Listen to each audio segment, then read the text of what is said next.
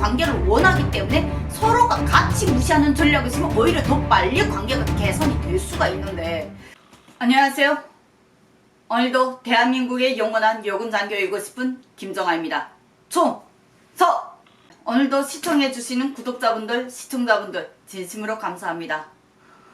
최근에 구독 수가 매일같이 늘어나고, 그리고 댓글을 참 의미 있게 남긴 댓글도 많은데, 외국인 분들이 생각보다 갑자기 많이 생겼어요.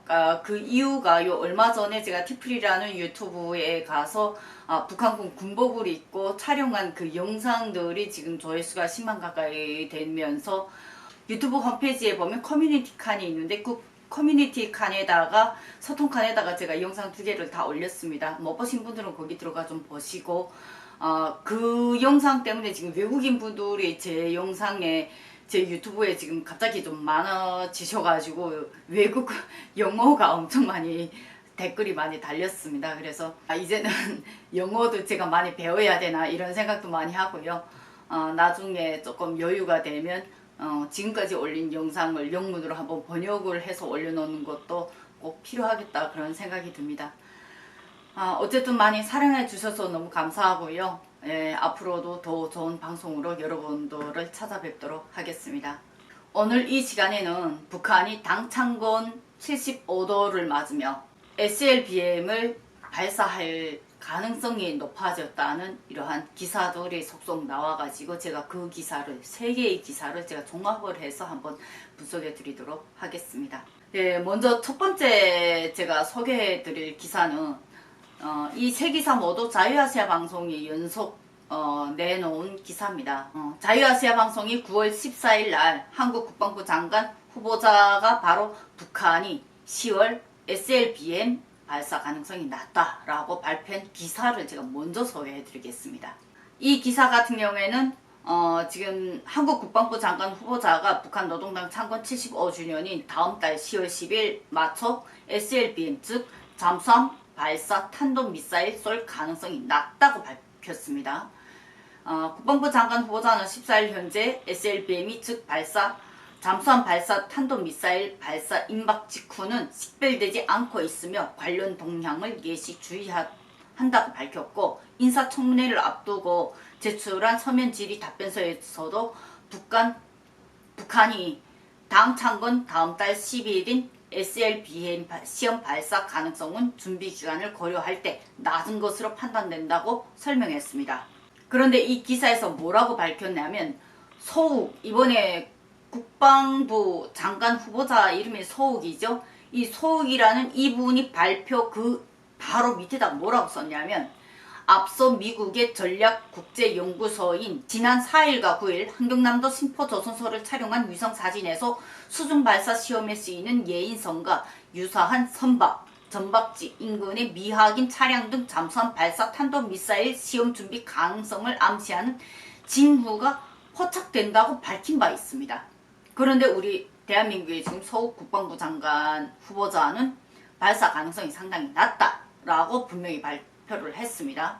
이 기사에서는 대부분 그 내용이 위주로 됐는데, 그 다음 기사, 제가 소개해드릴 그 다음 기사가 뭐였냐면, 북한 미림 비행장 내 대형 보관시설 신축 신형무기 공개라는 또 자유아시아 방송 기사입니다. 이것이 바로 그 이틀 후인 9월 16일 기사입니다. 그러면서 위성 사진을 직접 보여줬습니다. 8월 사진과 그리고 9월 사진, 그 사진을 제가 이미지를 올리겠는데요.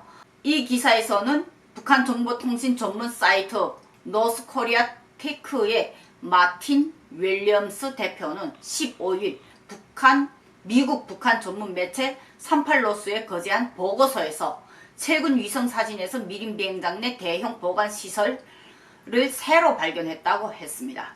길이 37m, 상당히 큰 규모이고, 만약 이 시설이 차량 보관용이라면 대형 차량을 위한 시설이겠죠. 화성 15호가 22억 점을 감안했을 때 굉장히 크다고 볼 수 있다고 이분은 밝혔습니다. 그러면서 위성 사진만으로는 이 시설이 무엇이 보관된지 확인할 수 없지만, 지난 7월에 비슷한 규모의 시설이 신축된 이후 최근 10일 만에 급하게 또 다른 보관시설 2곳을 추가하러 신축한 데는 분명은 새로운 초대형 무기 공개와 같은 의도가 있을 수 있다고 추정한다고 합니다. 다음 세 번째 기사가 저는 제일 중요하다고 생각합니다. 그 세 번째 기사가 뭐냐면 바로 한국 합참의장 후보자가 북한 당 창건일 계기 SLBM 발사 가능성라고 이번에는 밝혔습니다. 이 역시 9월 16일 기사입니다. 자, 엇박자 나죠? 9월 14일에 서욱 국방부 장관 후보자는 발사 가능성이 낮다라고 했는데 합참의장 후보자는 발사 가능성이 높다라고 이틀 만에 나와서 발표를 했습니다. 그래서 제가 이 세 개 기사를 지금 연동을 지어서 지금 말씀을 드리는 겁니다. 원인철 한국합동참모본부 의장 후보는 16일 북한의 잠수함 발사 탄도미사일 SLBM 시험 발사의 가능성에 대해 예의주시하고 있다고 밝혔습니다. 원 후보자는 이날 국회에 제출한 인사청문회 서면 답변 자료를 통해 이같이 밝혀이며 북한이 단기간 준비로 사출 장비를 이용한 SLBM을 시험 발사 가능성이 있어 관련 동향을 예의주시하고 있다고 말했습니다. SLBM 시험 발사가 가능한 시점과 관련해서는 태풍으로 인해 피해를 입은 북한의 심포조선소에 대한 정비 활동이 종료된 이후라고 말했습니다. 이 같은 입장은 앞서 서욱 여기 기사에서도 밝혔습니다. 이 같은 입장은 앞서 서욱 한국 국방부 장관 후보자가 밝힌 내용과 다소 배치된다. 서욱 후보자는 14일 한국 국회에 제출한 인사청문회 답변 자료를 통해 현재 SLBM 발사 임박 직후는 식별되지 않고 있으며 당 창건일 SLBM을 시험 발사할 가능성은 준비 기간을 고려하면 낮을 것으로 판단된다고 밝힌 바 있습니다.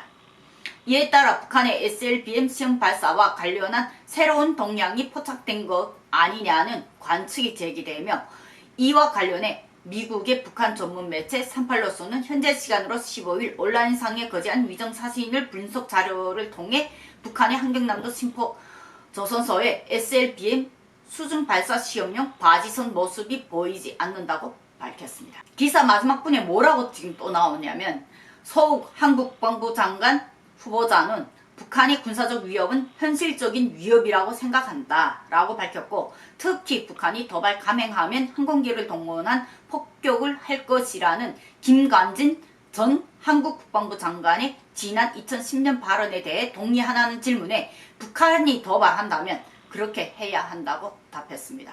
이 답변이 제일 마음에 드네요.